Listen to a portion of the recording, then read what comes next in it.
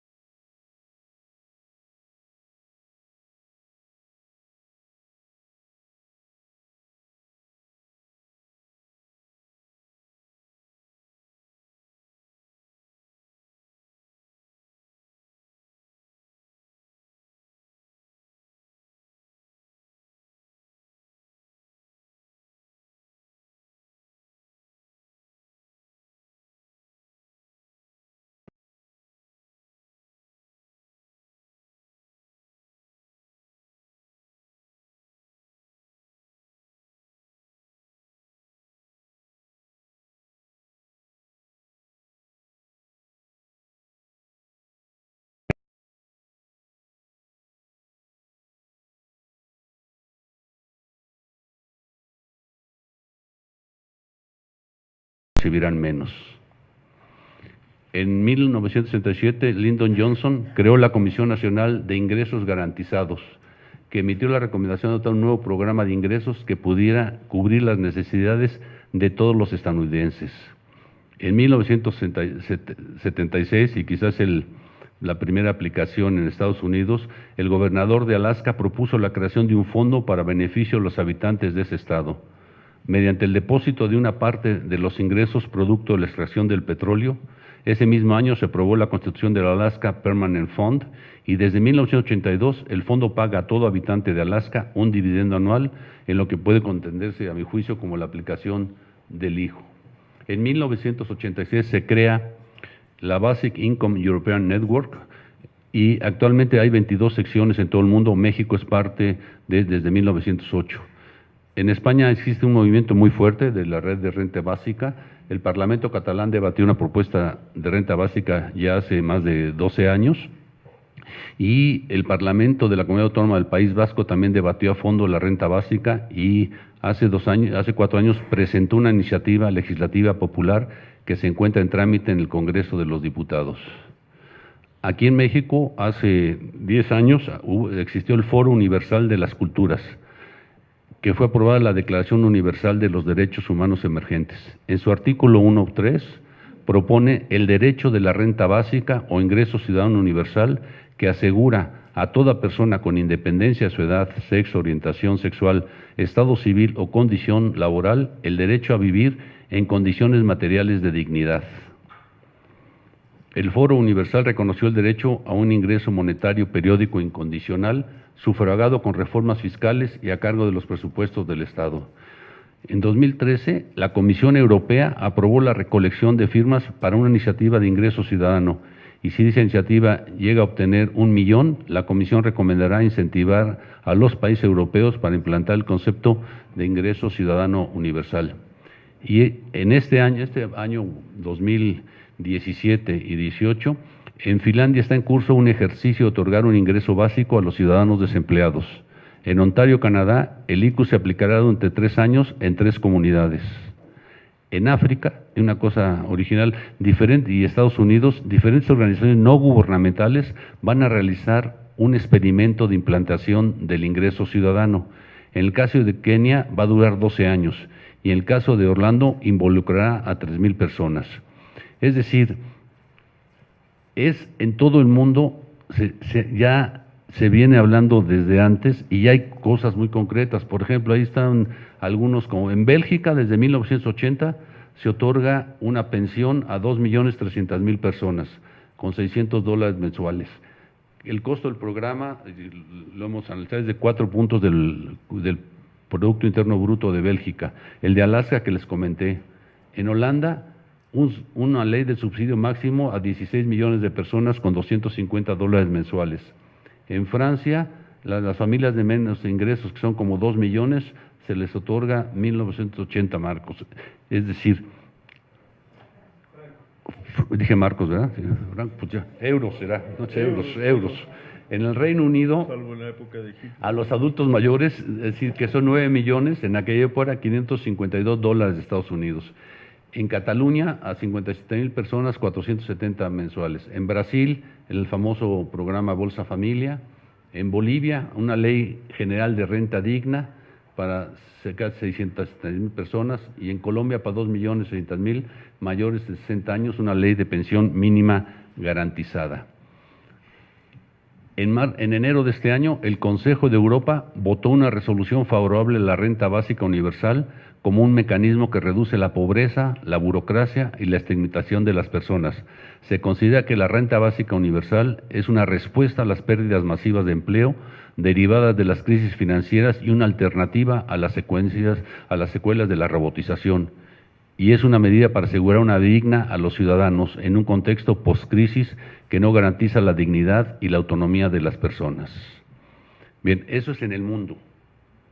¿Cómo se sabe? Y es una selección, porque podría estar en todos los países, ha habido en mayor o menor discusiones o implantaciones. Y ahora vamos a ver en México, nuestro país. Y yo empiezo en México con la tradición de los programas para combate a la pobreza y la desigualdad, porque llevamos ya más de 50 años en progreso. Uno de los primeros, o el primero, podría ser el famoso programa PIDER, que muchos de los que estamos aquí en cierta forma participamos. Después vino el Coplamar en 1977. Después vino el Sistema Alimentario Mexicano en 1980. Posteriormente, en 82, vino el Ramo 26. En 88, el Programa Nacional de Solidaridad. En 97-2000, el Programa de Educación, Salud y Alimentación Progresa. Pues el Programa de Desarrollo Humano Oportunidades en 2002 y el que tenemos ahora Prospera. Es decir, desde 1973 los diferentes gobiernos han desarrollado programas para combate a la pobreza. Es decir, y tenemos el último o el más famoso, que es el de adultos mayores, ¿no?, que está aplicándose no solo en la Ciudad de México, sino en varios estados de la República, y que ahora les da 1,209 pesos mensuales a adultos mayores de 68 años.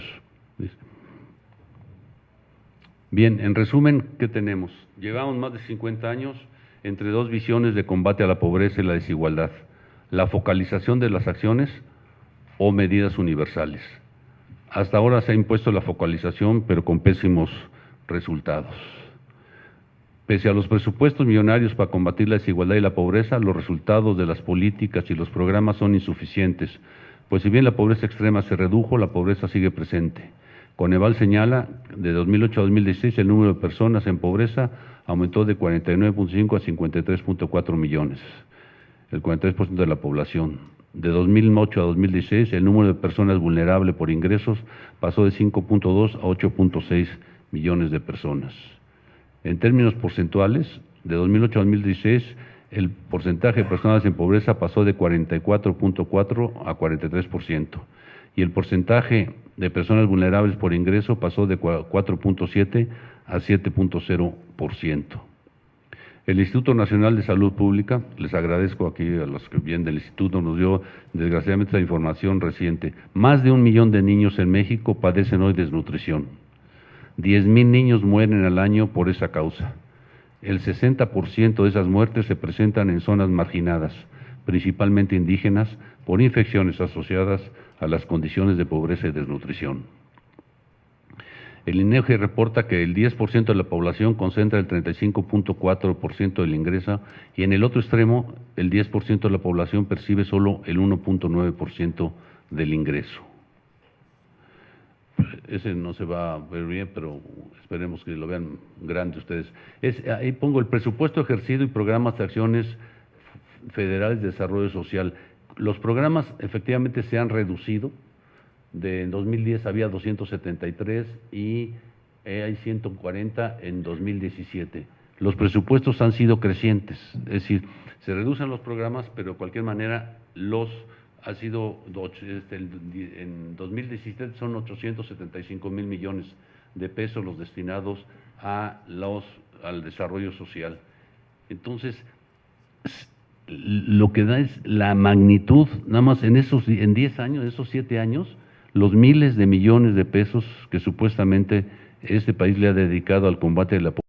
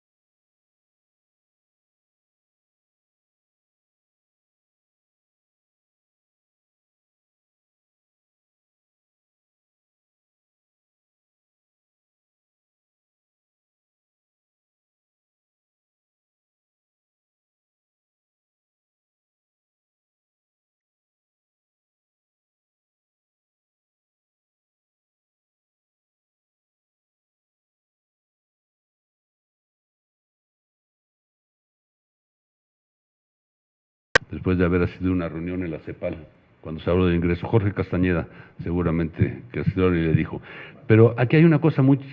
si efectivamente ahora resulta que el PAN, el PRD y Morena están de acuerdo con la implantación, bueno, pues entonces hay que discutir alguna de las propuestas que hay. Supuestamente Chertoriski me dijo que en los próximos 10 días van a sacar su propuesta de ingreso básico universal, de cómo sería. Pero en fin, ya una de las cosas que me dijo, bueno, pues ya hasta el PAN está de acuerdo, el PRD tiene 2 propuestas, Movimiento Ciudadano está de acuerdo y Morena tiene 2 propuestas metidas en la Cámara. Entonces, con eso haríamos mayoría para poder aprobar cualquiera de estas propuestas. Los principios de aplicación del ICU, yo creo que los fundamentales deberían ser: es una transferencia monetaria universal no condicionada establecido por ley. Es un ingreso al cual tiene derecho todo residente sin distingo de origen étnico, condición social, situación laboral. Debe sustituir gradualmente los subsidios y apoyos gubernamentales destinados a superar la pobreza. El pago a realizar por el gobierno será, por mandato de ley, una cantidad monetaria mensual fija y se aplicará de manera gradual por etapas hasta llegar a la cobertura universal. La propuesta, hay 3 variables fundamentales que hay que dimensionar para la implantación de un impuesto ciudadano universal: el monto, la población beneficiaria y la fuente de financiamiento. La propuesta que yo creo que puede ser es tomar como base el costo de la canasta alimentaria definida por el Coneval, cuyo valor define la línea de pobreza alimentaria por habitante. Al mes de febrero de este año, el costo promedio de la canasta en medio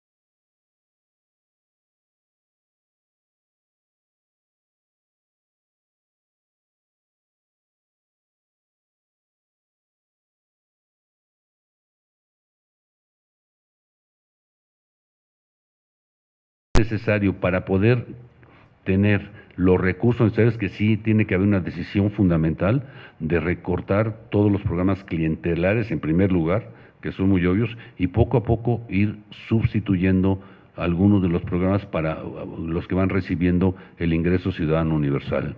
Y por supuesto, se necesita un incremento de la recaudación tributaria, sin duda.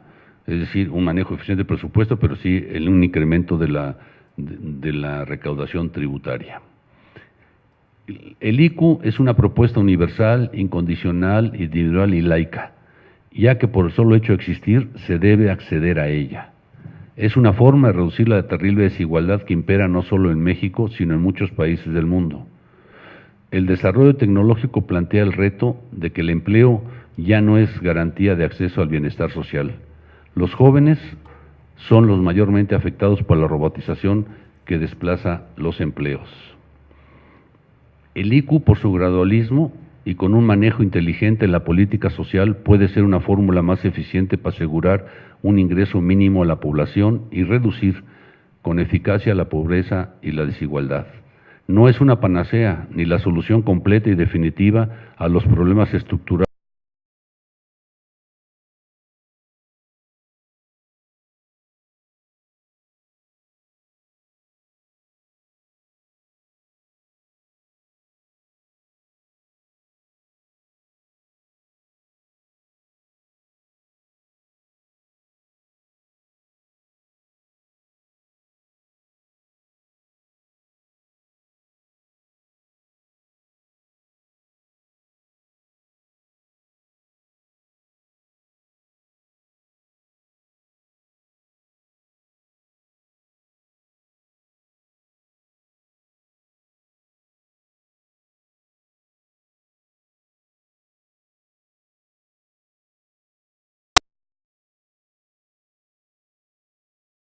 Pero si empezamos, aunque sea modestamente, con los casi 10 millones de personas que hay en pobreza extrema, dándole un ingreso asegurado, sería un inicio excelente del ingreso ciudadano universal. Y pongo como frase, porque hay muchos que critican que sería darles a la gente para no trabajar, una frase de Lula, que dice: hay gente tan imbécil e ignorante que todavía dice que la Bolsa Familia convierte en vagos a quienes la reciben porque ya no quieren trabajar. La ignorancia es de tal magnitud que esas personas piensan que una familia va a preferir vivir con 85 reales mensuales antes de ganar un salario digno de 616. Quienes hablan así son los mismos que creen que la gente vive en las favelas porque quiere, que son pobres porque no les gusta trabajar ni estudiar. Es una forma simplista de ver las cosas que no contempla que el país está dividido entre personas que tuvieron oportunidades y personas que no las tuvieron. Gracias.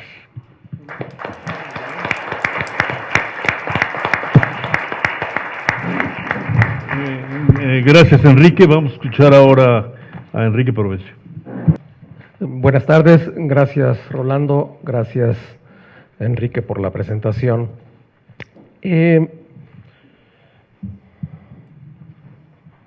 Voy a ser como Enrique, puntual. Primero,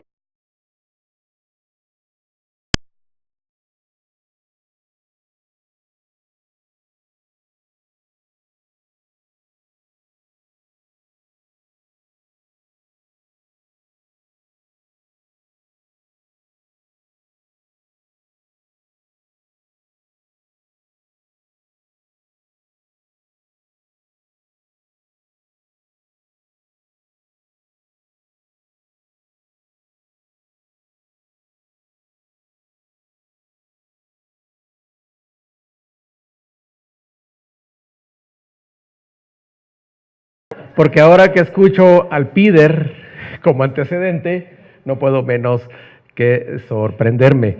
Pero en efecto, es una de las personas que más ha estado involucrada en el tema, en un tema que hasta hace no mucho era francamente esotérico, pero que a medida que hemos venido conociendo de esos muy lejanos antecedentes, Enrique mencionó unos cuantos, pero en efecto es un tema que con otros nombres y con otras lógicas se venía mencionando desde hace siglos.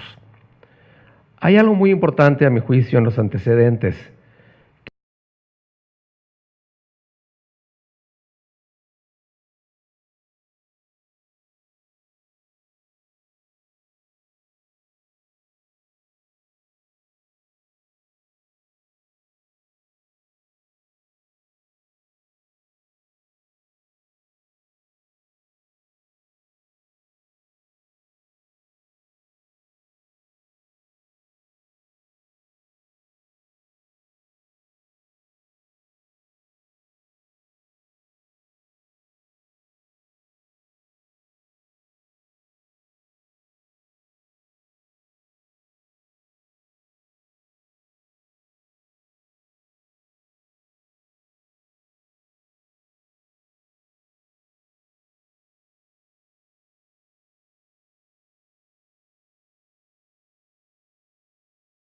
últimamente que vincula el ingreso ciudadano universal con la transición que se está viviendo en la crisis del empleo por robotización y otros factores, le incorpora a la discusión del ingreso ciudadano universal un mensaje de futuro muy importante, no solamente por el impacto en la transición del desarrollo tecnológico en el empleo, sino sobre todo por el gran crecimiento de la riqueza en el mundo y por el gran crecimiento de la concentración de la riqueza y del ingreso. Si la gran paradoja que estamos viviendo es que en un acelerado desarrollo tecnológico y ante medios de vida cada vez más complejos y abundantes, hay mayor concentración y sobrevive una gran cantidad de pobreza, cobra un nuevo sentido, un sentido de futuro, la propuesta del ingreso ciudadano universal. La propuesta, tal como la ha presentado ahora Enrique, ha evolucionado de ser una idea general, de ser un llamamiento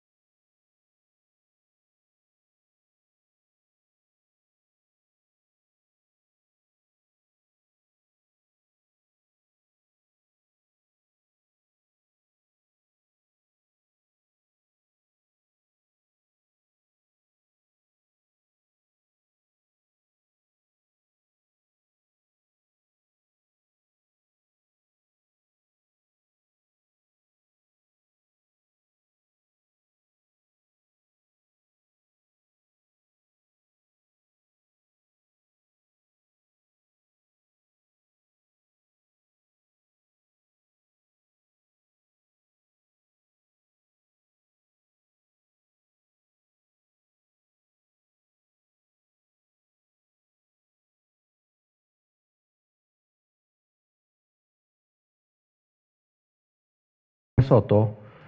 Antes que eso, tienen una profunda raigambre, casi intuitiva o psicológica. El ingreso ciudadano universal es una idea completamente contraintuitiva. Y es contraintuitiva no solamente porque atenta contra una de las ideas más antiguas de la cultura judeocristiana, que es ganarse el pan con el sudor de la frente, ¿no? Sino porque atenta contra una idea de la racionalidad económica, que es que si no estás compitiendo en el mercado y en el mercado de trabajo, en un supuesto mercado de trabajo donde entras a la competencia por un salario, no tienes derecho a recibir un ingreso. Como, en efecto, si el ingreso fuera un resultado de la interacción de los mercados y no la expresión contemporánea, o sea, mercantil, de un derecho a la existencia. De hecho, el derecho a la existencia está en el centro de la argumentación, desde por lo menos la época de la Ilustración.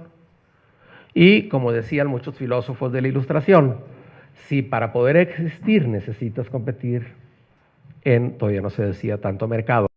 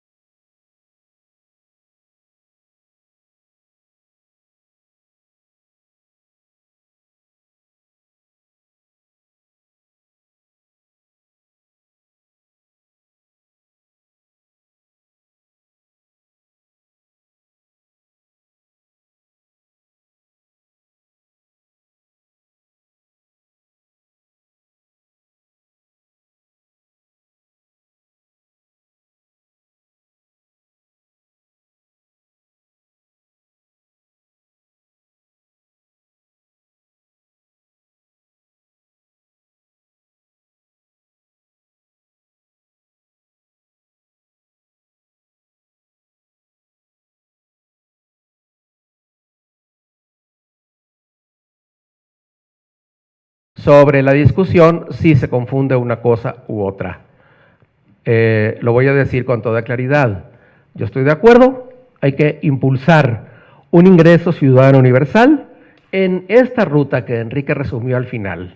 Es progresivo, tanto en términos temporales como en términos distributivos, y su carácter de derecho universal no está reñido con el hecho de que se vaya aplicando de manera paulatina y progresiva, es decir, dirigida primero a los grupos más vulnerables, en los cuales, por cierto, es más fácil sustituir algunos programas por este derecho. Es decir, el IQ no sería un tema programático, sería fundamentalmente un derecho universal. Primer asunto, entonces, la discusión del ingreso ciudadano universal no sustituye, no reemplaza a la discusión del salario, ni del salario en general, ni del salario mínimo. Segundo punto que a mi juicio amerita una discusión más detallada.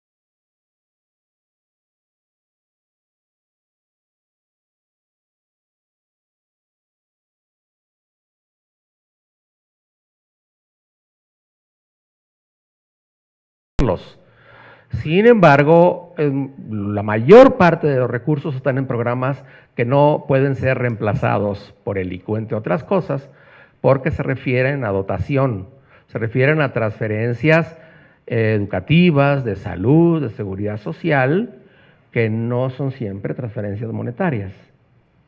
Es muy atractiva la idea de que con el reemplazo o eliminación de programas sociales podemos liberar demasiados recursos. Es muy probable que no dé para tanto.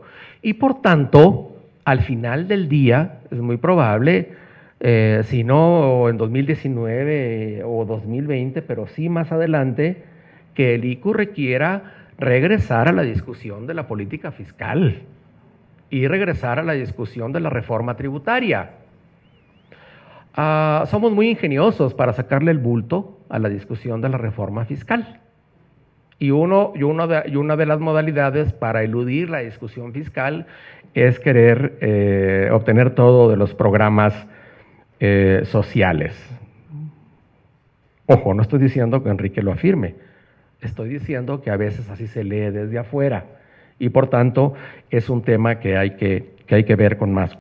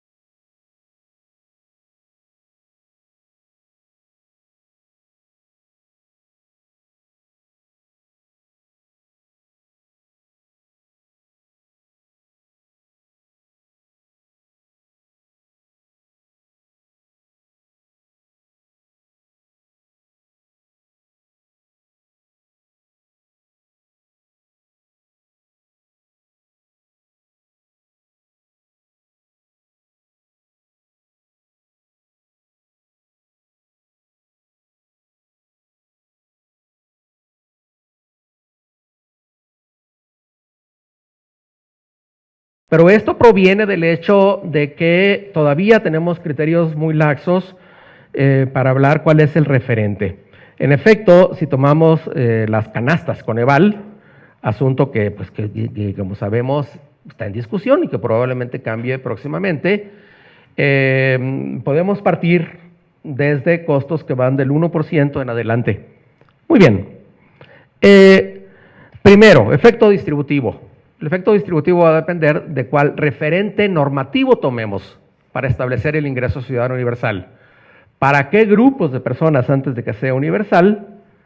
Y segundo, ¿en qué periodos, no? Pero partiendo de un costo de la canasta alimentaria rural, por ejemplo, el CIEP estima que el índice de Gini estaría bajando del 0.498, que es el Gini del ingreso monetario corriente, a un Gini de 0.4. Es decir, solo con el costo del IQ universalizado, equivalente a la canasta alimentaria rural.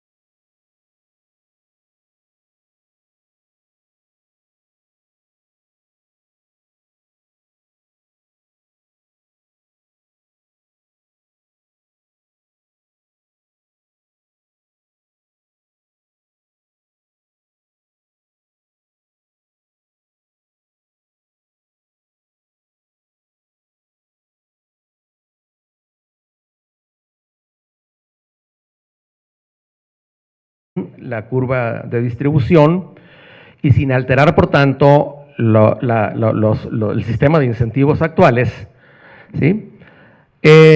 Una distribución que costaría 1.6% del Producto Interno Bruto reduciría la pobreza extrema a 1% del total. Perdón, reduciría al 1% la pobreza multidimensional extrema. El resultado de sus simulaciones es contundente. Es decir, un costo de menos de 2% del Producto Interno Bruto que permita llevar la pobreza multidimensional extrema al 1% de la población debería ser adoptada como medida pues, prácticamente inmediata. Más allá de eso, esa medida permitiría llevar la concentración del ingreso de un Gini de 0.5 a 0.42. Es decir, implicaría una mejora distributiva relativamente rápida y relativamente barata en términos de costo. Tienen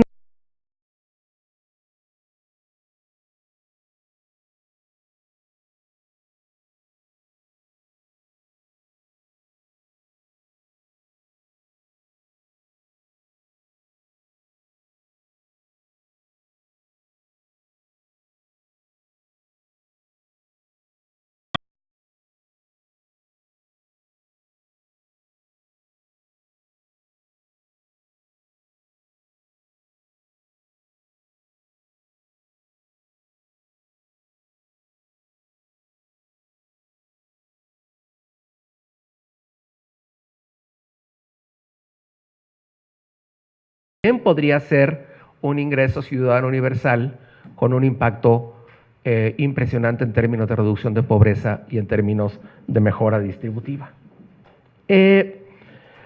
otros dos asuntos más rápido. La efectividad y la eficiencia de los programas. Tendría que discutirse una ruta de acción mucho más detallada. Las iniciativas de ley que se han presentado son importantes, no son un diseño de política pública. Creo que habría que avanzar en esa dirección. Y por último, hay escépticos del ingreso ciudadano universal que están haciendo cuestionamientos muy bien pensados. Branko Milanovic, para no ir más lejos, al que muchos de ustedes conocen o han leído. Y creo que hay que tomarse muy a fondo y muy en serio esas objeciones. Aquí dejo mi comentario.